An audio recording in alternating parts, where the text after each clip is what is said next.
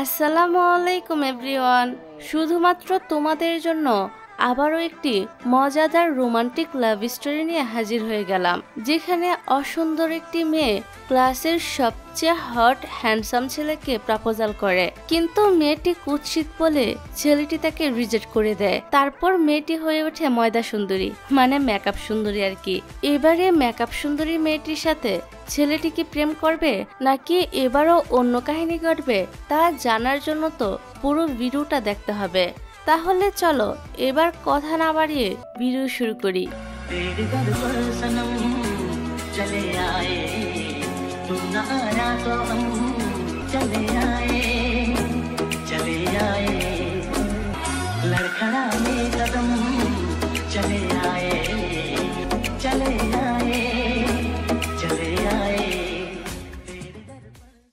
গল্পের শুরুতেই আমরা আমাদের নায়িকা মীরাকে দেখতে পাই। আমাদের মীরা মডেল হওয়ার পাশাপাশি অনেক বড় সুপারস্টার। আজকে মীরা যখন কোথাও যাচ্ছিল তখন মীরার অ্যাসিস্ট্যান্ট মীরাকে একটি হ্যান্ডশেক ব্যান্ডের লিপস্টিক দেখিয়ে বলে, প্রেসিডেন্ট জিন এগুলো আপনাকে প্রমোট করতে বলেছে। কিন্তু মীরা তাকে না করে দেয়, কারণ তার নাকি এই লিপস্টিকের শেডগুলো একদমই পছন্দ হয়নি। তারপর মীরা যখন গাড়ি থেকে বাইরে বের হয় তখন তো সবাই মিলে তাকে ঘিরে ফেলে আর ছবি তুলতে শুরু করে দেয়। মীরাও এবার ঢঙ্গি মেয়ের মতো একটু ঢং দেখিয়ে পোজ দিতে থাকে।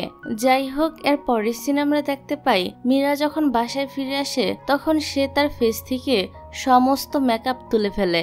আর এই অবস্থায় যদি মীরার কোনো ফ্যান তাকে দেখে ফেলে তাহলে কেউই তাকে চিনতে পারবে না। আসলে মীরা বাইরে গেলে যতটা নিজেকে ফিটফাট করে নেয়, বাসায় এসে পুরোই উল্টা। তাকে দেখে চিনার কোনো উপায় থাকে না যে এটা সুপারস্টার মীরা।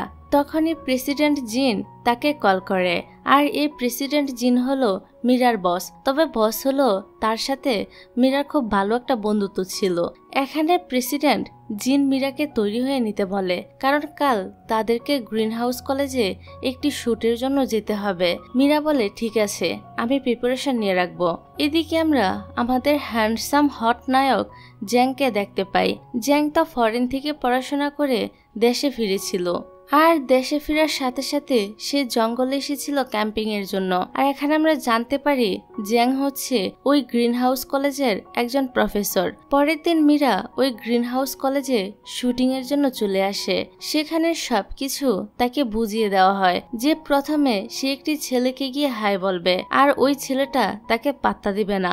তারপর যখনই সে ওই ব্র্যান্ডের লিপস্টিক পরে ওই ছেলেকে হাই বলবে তখন ওই ছেলেটা মীরাকে দেখে পুরা ফিদা হয়ে যাবে। মূলত এটা ছিল লিপস্টিক ব্র্যান্ডের প্রমোশনের একটা শুট। যাই হোক, মীরা যখন এখানে গিয়ে পৌঁছায় তখন সে একটা ছেলেকে দেখতে পায়, আর এখানে ছেলেটাকে দেখে মীরা মনে করে এই ছেলেটা হয়তো শুটের জন্য এখানে এসেছে, কারণ মীরাকে বলা হয়েছিল ওই ছেলেটি ঠিক এরকমই একটা শার্ট পরে থাকবে। তারপর মীরা যখন সেখানে যায় তখন তো এই ছেলেটার মুখ দেখে সে একদম অবাক হয়ে যায়, আর আমরা দেখতে পাই এটা তো আমাদের জ্যাং ছিল। মীরা প্রথম দিক থেকে অবাক হলো, পরেও আর নিজেকে সামলে নেয় আর মনে করে শুটিং তো তাকে করতেই হবে। তাই মীরা তার স্ক্রিপ্ট অনুযায়ী সবকিছু করতে শুরু করে, কিন্তু এসব করতে গিয়ে মীরা ভুলবশত পিছনে থাকা সেলফে যে রিসার্চের জিনিসগুলো ছিল সবকিছু ফেলে দেয়। তখন তো জ্যাং তার দিকে খেয়াল না দিয়ে ওই রিসার্চের জিনিসগুলো দেখতে শুরু করে দেয়। অন্যদিকে আমরা দেখতে পাই তখন আবার কেউ একজন লুকিয়ে লুকিয়ে তাদের ভিডিও বানিয়ে নেয়। যাক, এখানে মীরা তখন জ্যাংকে বলে অত এই সেলফটা ফেলেনি, এমনকি ওই সেলফটা সে টাচ পর্যন্ত করেনি। সে আরো বলে জ্যাংয়ের যত ক্ষতি হয়েছে সবকিছু সে ক্ষতিপূরণ দিয়ে দিবে। এই কথা শুনে জ্যাং তো মীরার উপর আরো বেশি রেগে যায় আর মনে করে মীরা হয়তো তাকে টাকার গরম দেখাচ্ছে। তবে মীরা জ্যাংয়ের ভুল ধারণাটা ভাঙতে চায় আর বলে সে এমন কিছু মিন করতে চায়নি, সে তো শুধুমাত্র ক্ষতিপূরণই দিতে চায়। তারপর মীরা জ্যাংকে আজকে লাঞ্চের জন্য অফার করে আর বলে আমরা দুজন তো একে অপরকে চিনি, আমরা তো কলেজে একসাথেই পড়তাম। তবে জ্যাং তাকে থামিয়ে বলে আমি তোমাকে চিনি না। এমনকি জ্যাং তো মীরাকে অনেকগুলো কথা শুনিয়ে বলে সে যেন তার সাথে আর কখনোই কথা বলতে না আসে। এতে মীরা অনেকটাই কষ্ট পায়। যাই হোক, এবার মীরা যখন বাইরে বের হয় তখন সে দেখতে পায় প্রেসিডেন্ট জিন এখানে নিজের গার্লফ্রেন্ডকে নিয়ে এসেছে। প্রেসিডেন্ট জিন তখন মীরাকে দেখে কিছু একটা ইশারা করে। এতে মীরা তখন প্রেসিডেন্ট জিনের কাছে যায় আর তার মাথায় একটি চড় মারে, যেটা দেখে তার সাথে থাকা মেয়েটি জিজ্ঞাসা করে এটা আবার কে। উত্তরে প্রেসিডেন্ট জিন বলতেই যাবে যে এটা আমার গার্লফ্রেন্ড হয়, তখনই মীরা বলে ফেলে আমি তো তার স্টেপ মাদার। যেটা শুনে জিন তো পুরাই শকড। তারপর মীরা মেয়েটির কাছে ক্ষমা চায় আর বলে সরি, কিন্তু আমি জিনের সাথে তোমার বিয়ে দিতে পারবো না, কারণ জিনের তো আগে থেকে এঙ্গেজমেন্ট ঠিক করে আছে। মেয়েটাকে এ কথা বলে মীরা জিনকেও বলে মেয়েটার কাছে যেন সে ক্ষমা চায়। আর এবার কি আর করার, জিনও তখন বাধ্য হয়েই মেয়েটির কাছে ক্ষমা চায়। এদিকে মেয়েটা তো তখন অনেক বেশি রেগে যায় আর জিনকে অনেকগুলো কথা শুনিয়ে সেখান থেকে চলে যায়। মেয়েটি চলে যাওয়ার পর জিন মীরাকে জিজ্ঞাসা করে তুমি গার্লফ্রেন্ডের জায়গায় স্টেপ মাদার কেন বললে? মীরা বলে কারণ তোমাকে একটু শিক্ষা দেওয়ার দরকার ছিল। তারপর মীরা যখন বাড়ি যাচ্ছিল তখনই তার কাছে তার মায়ের কল আসে। মীরার পরিবারের সবাই গ্রামে থাকতো আর তারা জানতো মীরা এ শহরে একজন টিচারের জব করে, কিন্তু মীরা তো আসলে ছিল একজন মডেল এবং সুপারস্টার, আর এ কথাটা তার পরিবারের কেউই জানতো না। এখানে মীরার মা মীরাকে বিয়ে করতে বলে, কিন্তু মীরা তার মাকে বলে দেয় আমি বিয়ে করতে পারবো না, কারণ আমার অলরেডি বয়ফ্রেন্ড রয়েছে। এটা শুনে মীরার বাবা তখন তাড়াতাড়ি মীরাকে জিজ্ঞাসা করে সে কে, কি করে, কোথায় থাকে। মীরার ভাইও তখন বলে তাহলে আমি খুব শীঘ্রই আমার দুলাভাইয়ের সাথে দেখা করতে যাচ্ছি। তাদের এসব কথা শুনে মীরা তাদেরকে জিজ্ঞাসা করে তোমরা কি সত্যি শহরে আসবে? মীরার ভাই বলে হ্যাঁ অবশ্যই আসবো, আমার তো আমার দুলাভাইয়ের সাথে দেখা করতেই হবে। মীরা তো এতে চিন্তায় পড়ে যায়, কারণ তার তো আসলে কোনো বয়ফ্রেন্ড ছিলই না। এবার জিন বলে ওঠে তাহলে এখন তোমাকেও আমার সাহায্য নিতে হবে। মীরা বলে মোটেই না, তুমি একদমই আমার বয়ফ্রেন্ড সাজার যোগ্য না। যাক, পরের দিন সকালবেলা আমরা মীরাকে একটি রেস্টুরেন্টে আসতে দেখি। মীরা এখানে নিজের অতীত জীবনের কিছু কথা ভাবছিল আর এখান থেকে সিনটা ফ্ল্যাশব্যাকে চলে যায় আর আমরা দেখতে পাই মীরা এখানে নিজের বয়ফ্রেন্ডের জন্য ওয়েট করছিল, কারণ আজকে তারা একসাথে ডেটে যাবে। তবে অনেক বেশি রাত হয়ে যাওয়ার পরও তার বয়ফ্রেন্ড আসে না। এর মধ্যে বৃষ্টিও পড়তে শুরু করে। তারপর মীরা যখন একটি রেস্টুরেন্টে যায় সেখানে তার বয়ফ্রেন্ডকে দেখতে পায়, সে তার বন্ধুদের সাথে ডিনার করছিল। আর এখানে আমরা দেখতে পাই মীরার বয়ফ্রেন্ড আর কেউ নয় বরং জ্যাংই ছিল। জ্যাংয়ের বন্ধু এখানে জ্যাংকে জিজ্ঞাসা করে আমি তো ভাবতাম যে তুমি মীরাকে পছন্দ করো, তাহলে কেন আজকে তার সাথে দেখা করতে গেলে না? জ্যাং তখন বলে ওই বোকা মেয়েটার সঙ্গে কে এবার রিলেশন রাখবে, আমি ওর সঙ্গে কোনো রিলেশনই রাখতে চাই না। যেটা শুনে মীরা তো অনেক বেশি কষ্ট পায়। এসব কিছু মনে পড়তেই মীরা তো জ্যাংয়ের উপর অনেক রেগে যায় আর বলে তার যেহেতু আবারও জ্যাংয়ের সাথে দেখা হয়ে গেল এই জন্য সে এবার তার প্রতিশোধ নিয়েই ছাড়বে। পরের সিনে আমরা জিনকে দেখতে পাই যে বৃষ্টির ভিতরে ভিজতে ভিজতে কোথাও একটা যাচ্ছিল। তখনই সেখানে একটা মেয়ে চলে আসে আর বলে মনে হচ্ছে তোমার কাছে কোনো ছাতা নেই, তুমি আমারটা রেখে দিতে পারো। এই বলে মেয়েটা সেখান থেকে চলে যায়। এখানে জিন তো একদম অবাক হয়ে মেয়েটির দিকে তাকিয়ে থাকে। তখন সে দেখতে পায় মেয়েটি সেখানে নিজের ইয়ারফোনটা ফেলে গিয়েছে। পরে আমাদেরকে দেখানো হয় মেয়েটি আসলে মিরানের বেস্ট ফ্রেন্ড ছিল আর তার নাম ছিল তিয়ান। তিয়ান গ্রাম থেকে মীরার সাথে দেখা করতে শহরে এসেছিল। তিয়ানকে দেখে মীরা তো অনেক বেশি খুশি হয়ে যায়, কারণ শত হলেও গ্রামের ছোটবেলার বান্ধবী বলে কথা, আর ছোটবেলার বান্ধবীর সাথে অনেকদিন পর দেখা হওয়ার ফিলিংসটা সত্যি অন্যরকম। আর এখানে তারা দুই বান্ধবী অনেক গল্প করতে থাকে। যাই হোক, পরের সিনে দেখা যায় মীরা তার প্রত্যেকটা প্রতিবেশীর ঘরে গিয়ে তাদেরকে কিছু ফল দিচ্ছিল নিজেদের মধ্যে সম্পর্ক ভালো রাখার জন্য। তারপর মীরা যখন আরেকটি বাসার সামনে আসে তখন সেখান থেকে সে জ্যাংকে বের হয়ে আসতে দেখে। এটা দেখে মীরা বুঝতে পারে জ্যাংও তার প্রতিবেশী, তাই মীরা তাকেও আঙ্গুলগুলো নিতে বলে। তবে জ্যাং তো মীরাকে পাত্তাই দিচ্ছিল না। তখনই সেখানে মীরার একটি প্রতিবেশী মহিলা বেরিয়ে আসে আর মীরাকে জিজ্ঞাসা করে এটা কি তোমার বয়ফ্রেন্ড? মীরা তো হ্যাঁ বলে দেয়। এই কথা শুনে জ্যাং তো মীরার উপর অনেক বিরক্ত হয়ে তাড়াতাড়ি মীরাকে তার আঙ্গুলগুলো নিয়ে সেখান থেকে চলে যেতে বলে। এইবার মীরাও অনেকটা মন খারাপ করে তার আঙ্গুলগুলো নিয়ে চলে যায়। পরের দিন সকাল সকাল মীরা ক্যামেরা নিয়ে পাখিদের ভিডিও করতে চলে যায়।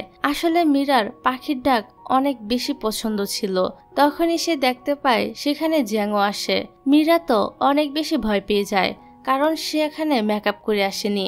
এই কারণে জ্যাং তাকে দেখে ফেলার আগে মীরা সেখান থেকে পালাতে শুরু করে, কিন্তু মীরার ক্যামেরার লেন্সটি তখনই সেখানে পড়ে যায়। এতে জ্যাং মীরাকে থামায় আর তাকে লেন্সটি ফিরিয়ে দেয়। এবার মীরা লেন্স নিয়ে তাড়াতাড়ি করে জ্যাংকে ধন্যবাদ জানিয়ে সেখান থেকে চলে যায়। তারপর মীরা বাসায় এসে সুন্দর করে মেকআপ করে নিজেকে একদম পরিপাটি করে নেয়। কিন্তু তখনই তার কাছে জিনের কল আসে।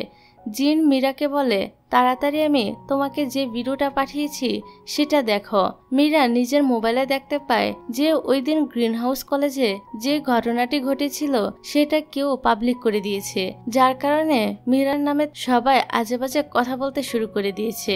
ফলে মীরার রেপুটেশন অনেক বেশি খারাপ হয়ে যাচ্ছিল। এইসব দেখে মীরা জিনকে জিজ্ঞাসা করে যে এখন আমার কি করা উচিত। জিন মীরাকে বলে, আপাতত তুমি ঘর থেকে বাইরে বের হও না, বাকিটা আমি নিজেই সামলে নিব। কিন্তু এসব ঘটনার জন্য মীরার মনটা অনেক খারাপ হয়ে যায়। এই কারণে সে একসাথে অনেকগুলো খাবার অর্ডার করে আর সেগুলো খেয়ে নেয়। কিন্তু পরক্ষণে মীরার পেটে অনেক ব্যথা হতে শুরু করে দেয়। এই কারণে মীরা একটি ফার্মেসিতে যায় কিছু ওষুধ কেনার জন্য। তবে ওষুধ খাওয়ার পর মীরার তো মাথাটা অনেক বেশি ঘুরতে শুরু করে।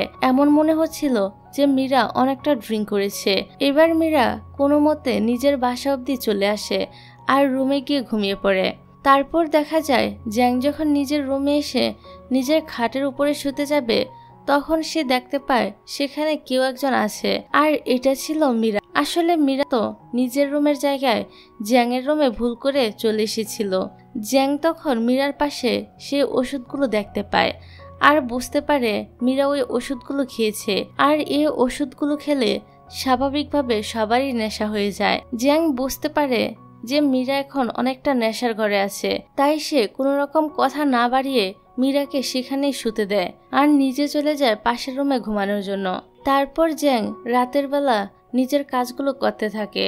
কিছুক্ষণ পরই জ্যাং শুনতে পায় মীরা জোরে জোরে চিৎকার করছে। এই কারণে জ্যাং মীরার রুমে আসে। এখানে মীরা তো ঘুম থেকে উঠে পড়েছিল আর বলছিল অন্যকে বমি পাচ্ছে।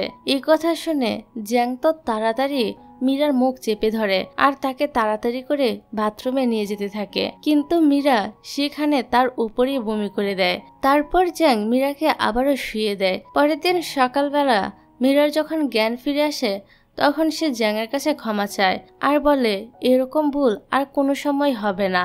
এটা বলে সে তাড়াতাড়ি সেখান থেকে চলে যায়। এদিকে দেখা যায় জিন মীরার কাছে কল করে বলে ওই ভিডিওটা পাবলিক হওয়ার সাথে সাথে জ্যাং অনেক বেশি ফেমাস হয়ে গিয়েছে।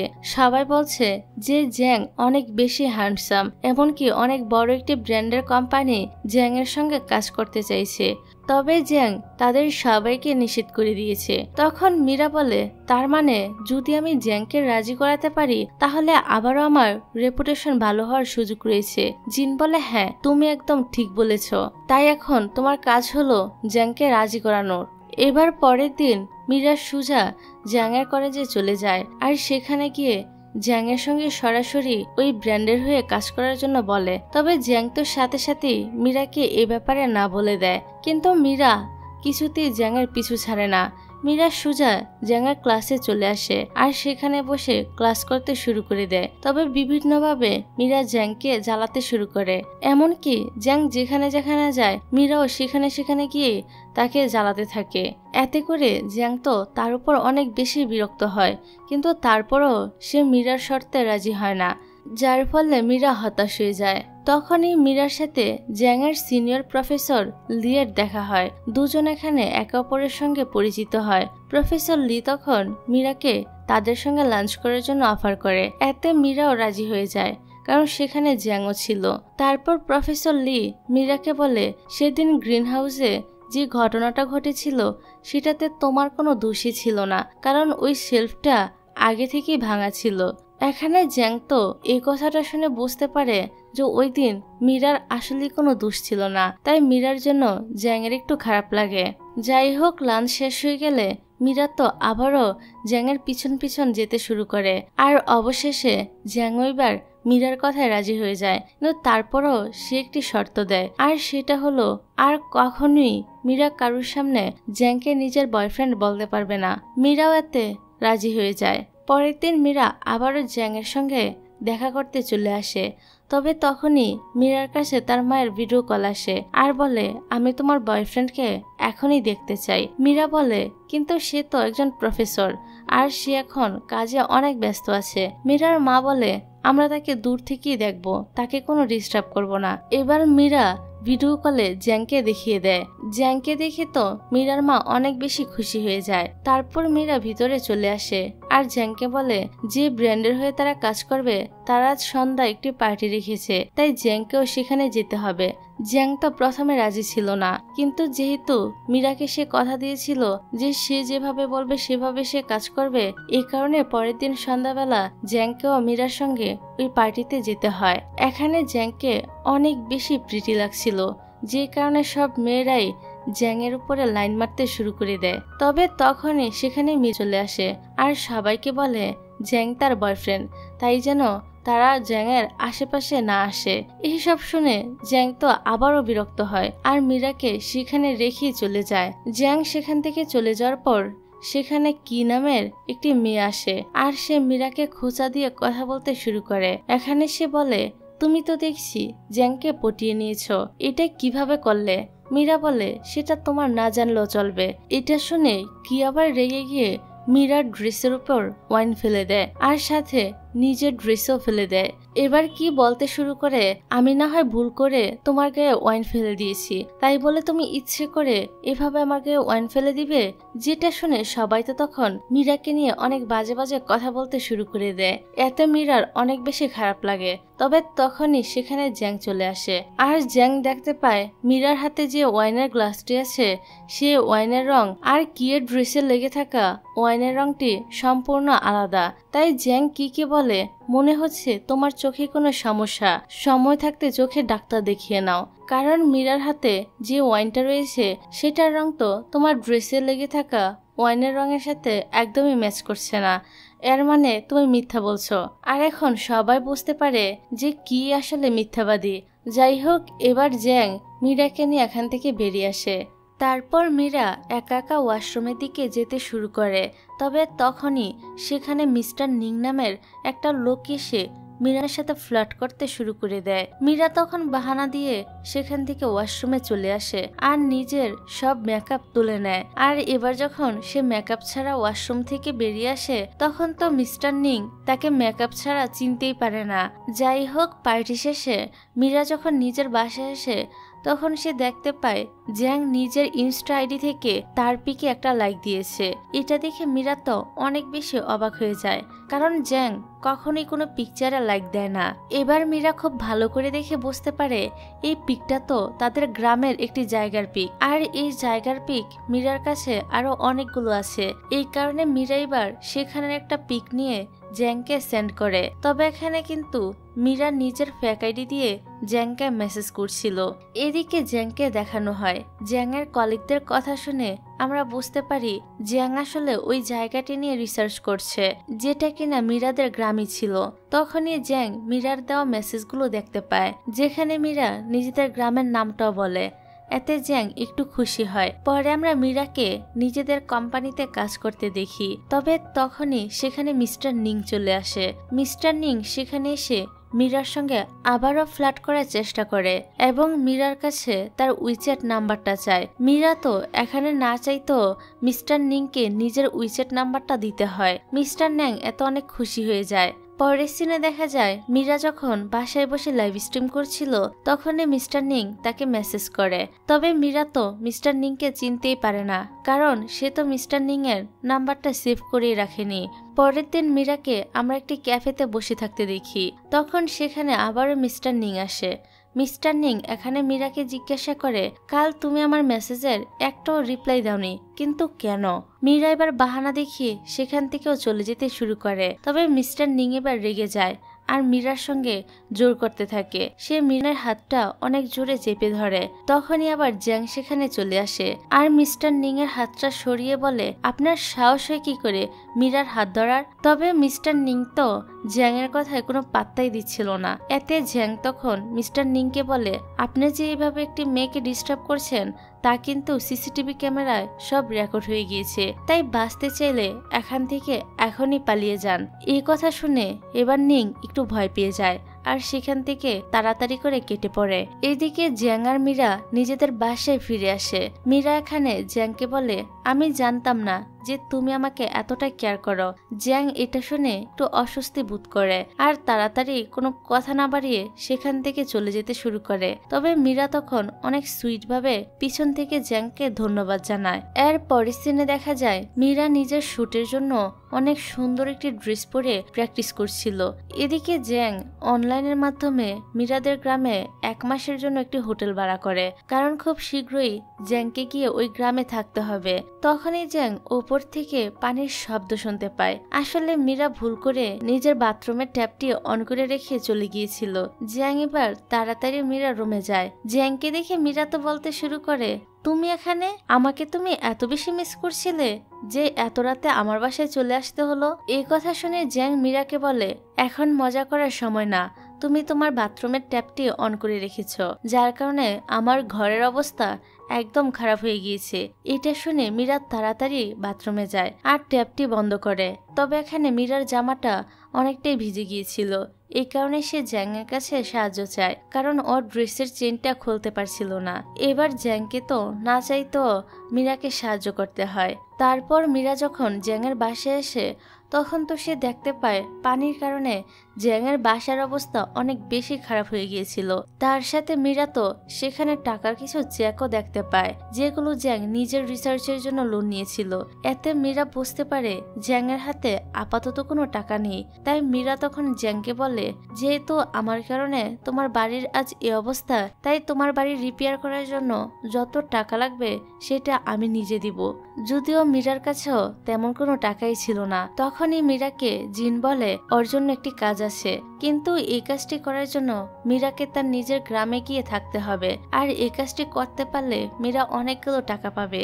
যদিও মীরা এই কাজটা করতে চাইছিল না, কারণ এই কাজটা করতে গিয়ে সে তার পরিবারের কাছে ধরাও পড়ে যেতে পারে, কিন্তু যেহেতু এখন সে জ্যাংকে সাহায্য করতে চায় তাই টাকার জন্য সে রাজি হয়ে যায়। এই কারণে পরের দিন মীরা নিজের অ্যাসিস্ট্যান্টের সঙ্গে এই গাড়িতে করে বেরিয়ে পড়ে। এদিকে জ্যাং তখন মীরাদের গ্রামে পৌঁছে যায়, আর এখানে আমরা জানতে পারি জ্যাং যে হোটেলটি ভাড়া নিয়েছিল সেটা আসলে মীরার বাবা মারই হোটেল ছিল। এদিকে ততক্ষণে মীরাও গ্রামে পৌঁছে গিয়েছিল। গ্রামে পৌঁছাতেই মীরা নিজের শুটিং এর কাজ শুরু করে দেয়। তবে তখনই মীরার অজান্তে একটি ছেলে এসে মীরার কিছু ফটো ক্লিক করে নেয়, আর এই ছেলেটার নাম হচ্ছে লি। এর পরের দিনে আমরা দেখতে পাই লি মিরানের বাবা মার হোটেলে যাচ্ছিল। তখন